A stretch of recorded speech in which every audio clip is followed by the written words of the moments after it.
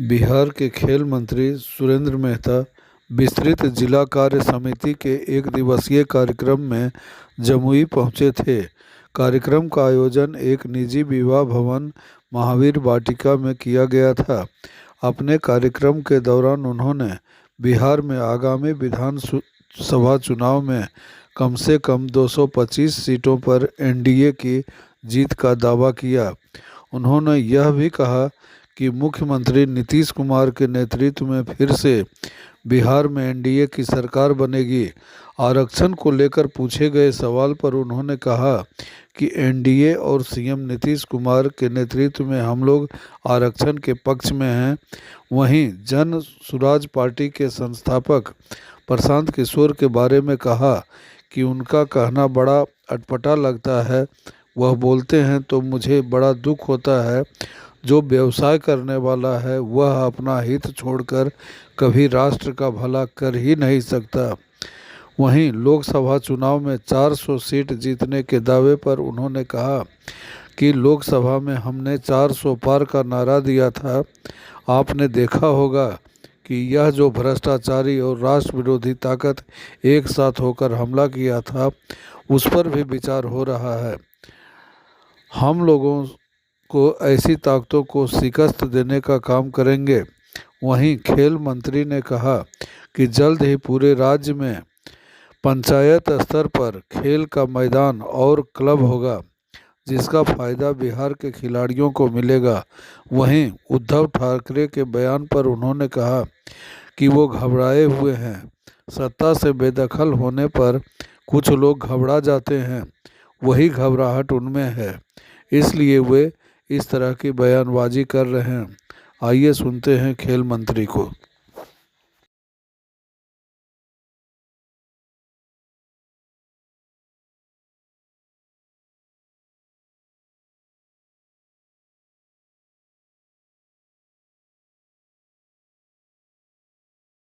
Mission 2025 की तैयारी चल रही है, क्या कहेंगे?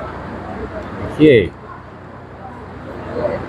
भारतीय जनता पार्टी एनडीए गठबंधन ये तय किया है कि इस दफे हम बिहार में पुनः सरकार बनाएंगे, एनडीए की सरकार बनेगी और 225 सीट पर एनडीए कैसे जीते इसकी तैयारी चल रही है। हम सभी विधानसभाओं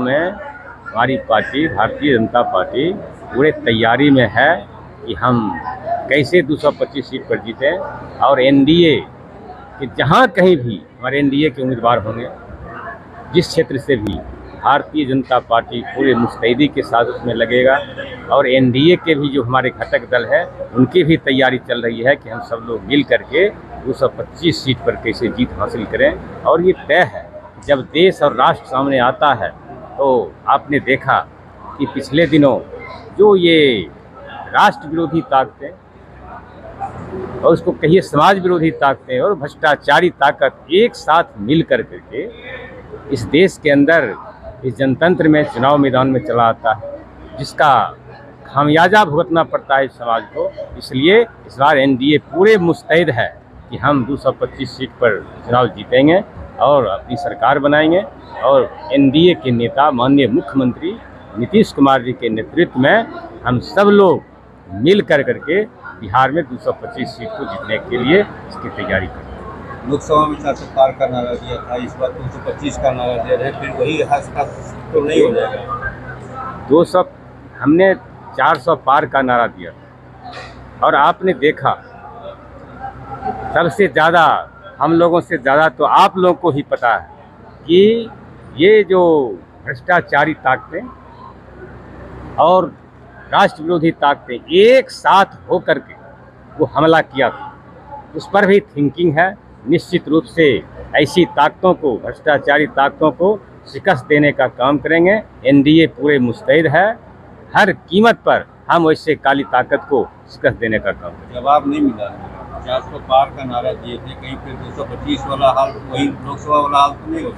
183 पैसे भी जीत गए हम लोग 30 लोकसभा में।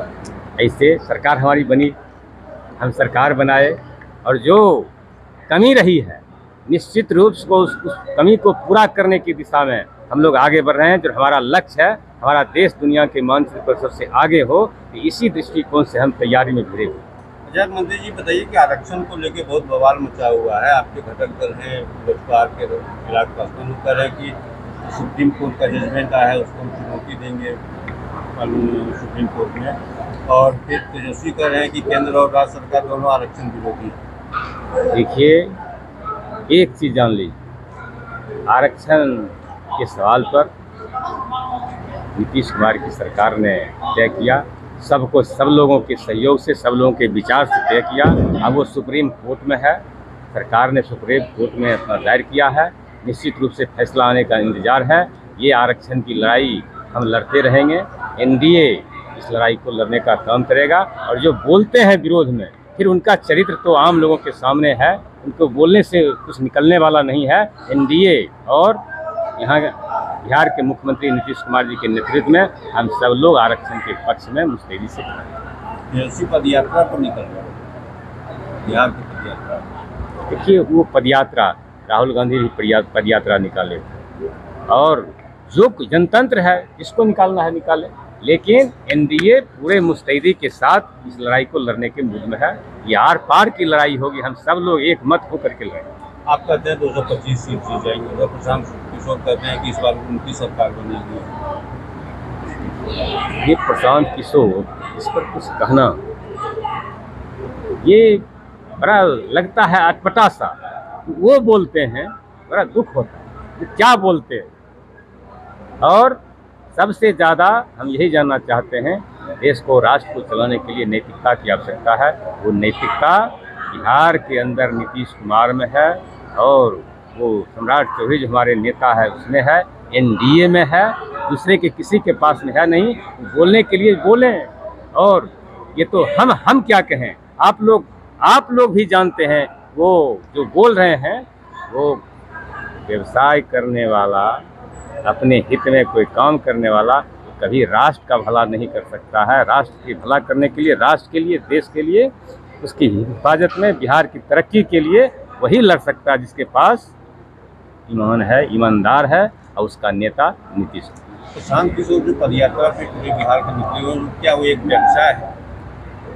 क्या ये सच नहीं है कि प्रशांत किशोर जी कभी पश्चिम बंगाल में, कभी किसी न किसी रूप में, किसी न किसी के साथ वो अपना जो समय बिताते हैं, इसका कारण तो सब लोग जानते हैं। इसलिए इसको ज़्यादा कुछ कहने की आवश्यकता नहीं, वो सब लोग जानते हैं वो चाहते क्या है, वो करते क्या है।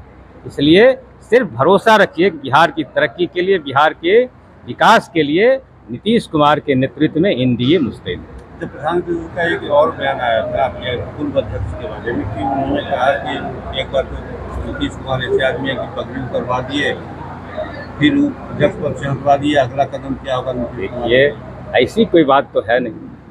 सम्राट चौधरी जी हमारे अध्यक्ष थे, और वो डिप्टी सीएम हुए। जब डिप्टी सीएम हुए तो पार्टी के अंदर ये है कि जब डिप्टी सीएम हुए तो अध्यक्ष पद पर किसी दूसरे लोगों को जाना है, पार्टी तय करती है। पार्टी ने तय कर दिया कि दिलीप जायसवाल जी हमारे नेता होंगे, हमारे अध्यक्ष होंगे। तो दिलीप जायसवाल जी हमारे नेता हुए, अध्यक्ष हुए, और सम्राट चौधरी जी हमारे डिप्टी सीएम। अहमद शाह अब्दाली के वंशज, नाम सुना है आप? अहमद शाह अब्दाली, ये उद्धव ठाकरे जी काफ़ी घबराए हुए। सत्ता से बाहर होने के बाद कुछ लोग जो सत्ता का चस्का पकड़ लेता है, सत्ता से बाहर होने के बाद वो थोड़ा घबरा जाते हैं। वही घबराहट उनमें है, थोड़ा परेशान है वो ज़्यादा, इसलिए इस तरह से बयानबाजी कर रहे हैं। लेकिन एक चीज़ तय है कि उद्धव ठाकरे जी, उनके पिताजी थे, तो सम्मानित नेता थे वहाँ, उनको कभी सत्ता का मोह लोभ नहीं हुआ। लेकिन वो उस प्रदेश के नेता थे, और उन्होंने जो लड़ाई लड़ी इस देश के लिए, राष्ट्र के लिए, काबिल तारीफ था। और आज पूरा देश उनके लड़ाई को सलाम करता है, आने वाले दिनों में भी सलाम करेगा। इसलिए उद्धव ठाकरे जी घबरा गए हैं सत्ता से बाहर।